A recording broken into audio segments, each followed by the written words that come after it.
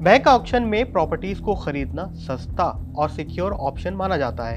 इन properties को attractive prices पर बेचा जाता है, लेकिन ये दमदार दिखने वाली प्रॉपर्टी डील्स आपको नुकसान भी करा सकती हैं, क्योंकि ऐसी प्रॉपर्टी खरीदते समय आपके ऊपर टाइटल डिस्प्यूट, पोसेशन और प्रॉपर्टी से जुड़े पुराने लायबिलिटीज जैसे रिस्क भी इस प्रॉपर्टी से जुड़े होते हैं, जिससे आपको आगे चल के जूझना भी पड़ सकता है। ऐसे में आप इन रिस्क से कैसे बच सकते हैं और आपको इन प्रॉपर्टी को सेल करने के लिए यानी रीसेल करने के लिए क्या क्या करना होगा। तो सबसे पहले जानते हैं कि इन प्रॉपर्टीज को क्यों बेचा जाता है। तो मार्केट रेट से 10 से 30% सस्ती मिलने वाली ये प्रॉपर्टीज बैंक पुराने ओनर की लायबिलिटीज की वजह से बेचता है। इन्हें securitisation and reconstruction of financial asset and enforcement of securities interest यानी सरफेसी एक्ट 2002 के अकॉर्डिंग बेचा जाता है। लेकिन इस पूरी कानूनी प्रक्रिया के बावजूद भी अभी भी आप टाइटल डिस्प्यूट में फंस सकते हैं, क्योंकि अक्सर ऐसी प्रॉपर्टीज का टाइटल क्लियर नहीं होता है। जैसे कि मान लीजिए कि प्रॉपर्टी से जुड़े कानूनी विवाद या ओनरशिप के मुद्दे हैं, तो ऐसी प्रॉपर्टी को खरीदने के बाद भी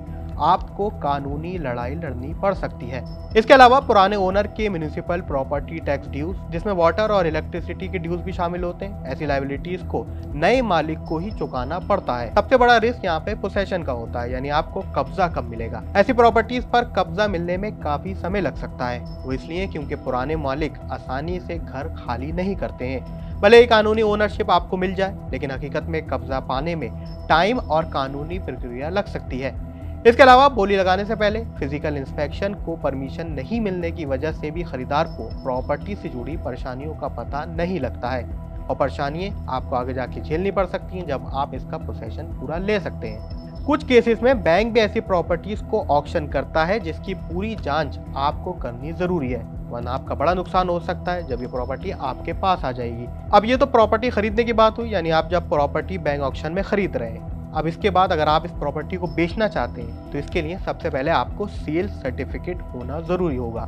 यह आपको इस पूरी प्रोसेस के बाद मिलेगा जब आप घर खरीदेंगे, क्योंकि यहाँ सेल डीड नहीं चाहिए हो। बैंक ऑक्शन प्रॉपर्टी में सेल सर्टिफिकेट ही सबसे इम्पोर्टेंट है।